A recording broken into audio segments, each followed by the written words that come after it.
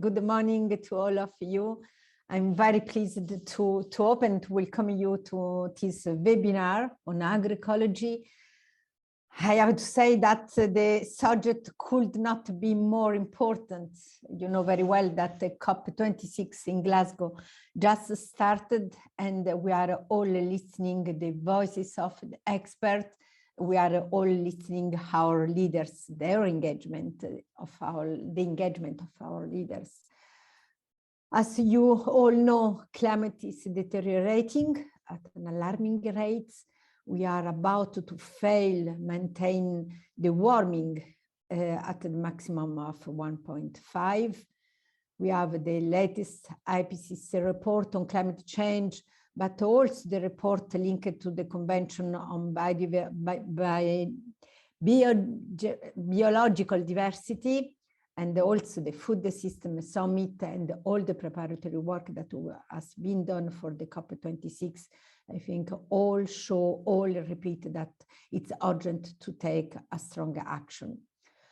Now, we know that food and agriculture are contributing to climate change, but allow me to say that this will happen only if the practices are inadequate. We know that we need to transform the way in which we produce food. We need to transform our agri-food system, and a food and agriculture transformed can contribute to maintain or even enhance climate. Now, our experts are saying that agroecology is one of the most promising approaches at our disposal, an approach that will help us to cope with the environment, the climate, and the food crisis. It's an approach that is in some way it's respectful of the humans, of the nature, of the environment, of the diversity. And so it's an approach that should definitely be part of the solution for addressing the challenges that we are all facing. Allow me to say that the European Union is very much committed to promoting this kind of approach in our international cooperation. The intention is to promote this agroecology approach in our regular program in agriculture or food or nutrition, to promote this approach in our response to the big initiatives that are in our programming exercise, such as the initiative on the Great Green Wall in the Sahel or the initiative in Natura Africa. It's I will say in some way that the agroecology is an approach that will help us in achieving goals that we have foreseen in our programming, that are the goals relating to the food and nutrition security, the goals related to the job creation and the resilience of sustainable agriculture, but also the goals that we have on climate change mitigation and adaptation, or the goals on biodiversity and the last forest ecosystem conservation and the management. Frankly, we know that we are fully aware of the urgency and of the task that we have ahead of us, but sometimes we are not innovative enough. Now we are just in front of the new programming cycle. We have just launched. We have now your new programming that will be adopted in the next future weeks, if they are not already adopted. So it's really now the moment where we can materialize our engagement at the political level, the engagement and the opportunities that we have in the Green Deal, in the Farm to Fork, in the biodiversity strategy. Of course, we can be sorry, of course, we can be proud of the work that we have done so far, because also in the previous programming period, we can say that the 48% of our commitments in the agriculture were contributing to the climate objective. and were contributing also to the biodiversity objective.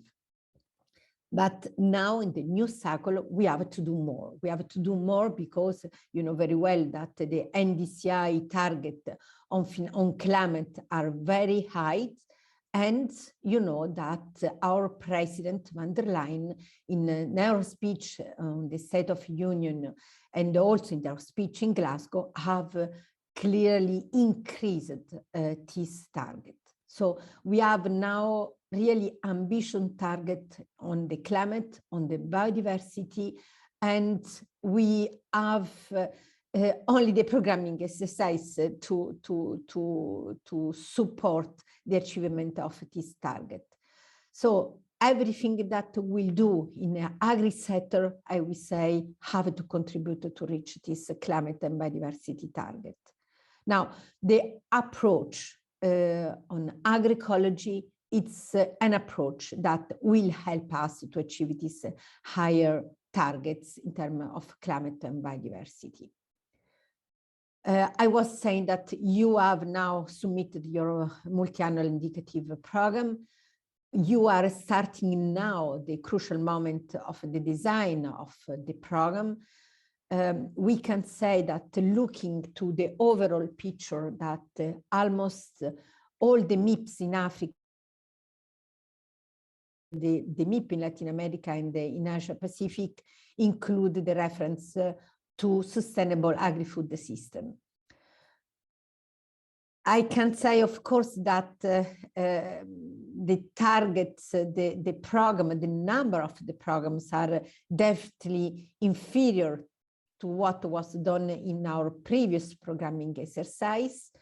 But also if they are inferior, I will have to say that all of them have to tick as many the Agricology boxes.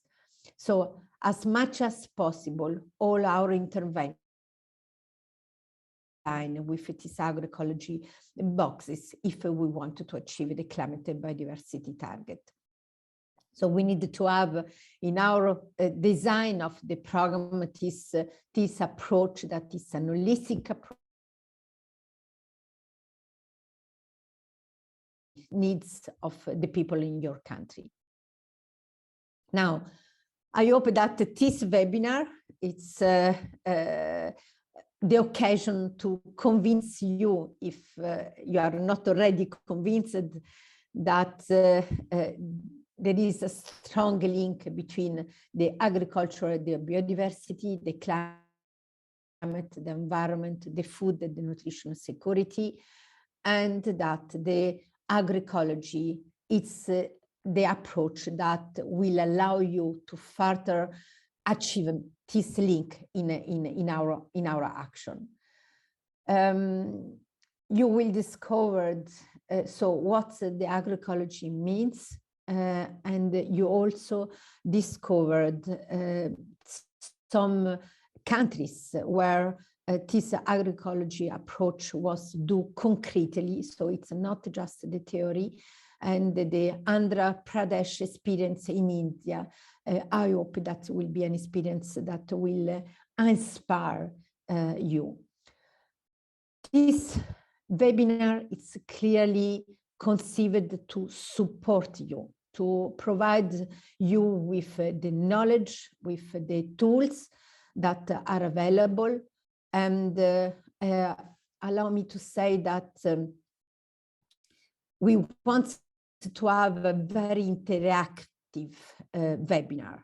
We will discuss with you, the team will be able to listen to you, to your needs, in order to provide you with the tool that you really need, to ensure that these tools are appropriate to your context, that are appropriate to your local needs in the supporting you in implementing this agroecology approach that is really needs and near to the needs in your country. So please don't hesitate to intervene. Don't hesitate to be open, to use the chat, to ask the question. It's really very, very important that you keep speaking up, thinking innovative solution, and having a really open debate, because the headquarters can help you with the theory, with the experience in other countries, but we need also your experience in your field. We need to know your problems in order to be able to identify together the good solution in implementing this kind of program. So please don't hesitate to be really interactive, and I wish you a fruitful webinar. Allow me to say, don't hesitate to consult also in the future and to speak, to contact our team in F3 that are there to support your work and to help you in achieving the big objective that we have in front of us. Thank you very much for your work, and have a nice and fruitful webinar.